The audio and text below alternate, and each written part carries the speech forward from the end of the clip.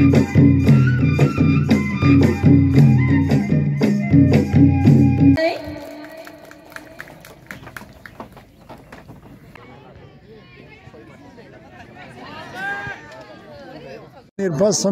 গোটেই ভাৰতবৰ্ষতে NDAৰ বিকল্প নাই। এইটোতো প্ৰমাণ হৈছে আমাৰ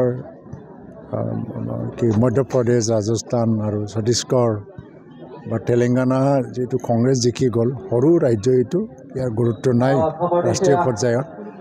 কিন্তু য'ত মানে ছত্তীশগড় আৰু ৰাজস্থানত বিৰোধী দলে জিকিব বুলি যি ধৰণে এটা আশা কৰিছিল, প্ৰায় আজি ৰাষ্ট্ৰীয় সংবাদ মাধ্যমবিলাকেও এটা এক্সিট পল দিছিলে যে তেওঁলোকে জিকাৰ পক্ষে গৈছে। কিন্তু আণ্ডাৰ কাৰেণ্ট যিটো ৱেব, তাতে বিজেপিৰ সপক্ষে যে আণ্ডাৰ কাৰেণ্ট ৱেব আছিলে, সেইটো ধৰিব পৰা নাছিল।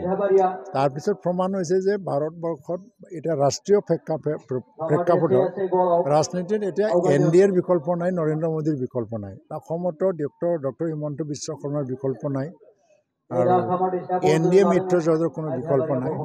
কোকৰাঝাৰ আৰু দৰং ওদালগুৰি দুটা BTRত পৰে। ইয়াতে আমি বিপুল বৰত জয়ী কৰি দিম মিত্ৰজোঁটৰ মানে কেণ্ডিডেটক, যোনে নহওক। আৰু দুটা চিটো আমাৰ হ'ব আৰু নৰেন্দ্ৰ মোদীক প্ৰধানমন্ত্ৰী বনোৱাৰ কাৰণে আমি আমাৰ এই BTR অঞ্চলৰ পৰাও আমি সহযোগিতা আগবঢ়াব পাৰিম।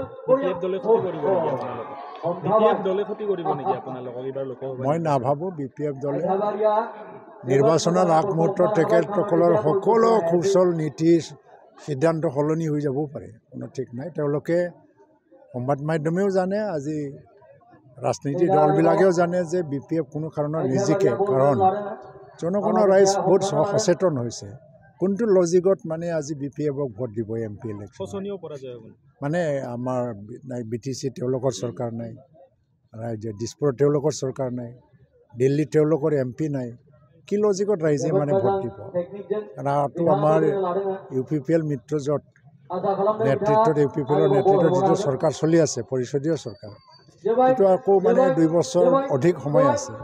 তেনে ক্ষেত্ৰত ৰাইজে এনেও ভুল সিদ্ধান্ত নলয়, তেওঁলোকে শোচনীয় পৰাজয় হ'ব। আৰু কিন্তু তেওঁলোকে যদি নিজৰ ভৱিষ্যতটো চাই পেলাই যদি নিজৰ কৌশল বা ষ্ট্ৰেটেজিটো সলনি কৰি দিয়ে, মুখ্যমন্ত্ৰীয়ে আহ্বান জনাইছে নিজৰ ছাত্ৰক ত্যাগ কৰি পেলাই নৰেন্দ্ৰ মোদীক প্ৰধানমন্ত্ৰী বনাবৰ কাৰণে NDAক সমৰ্থন দিয়ক। সেইটোৱে সঁহাৰি জনাই পেলাই একবাৰে আহিলে ভাল তেওঁলোকে।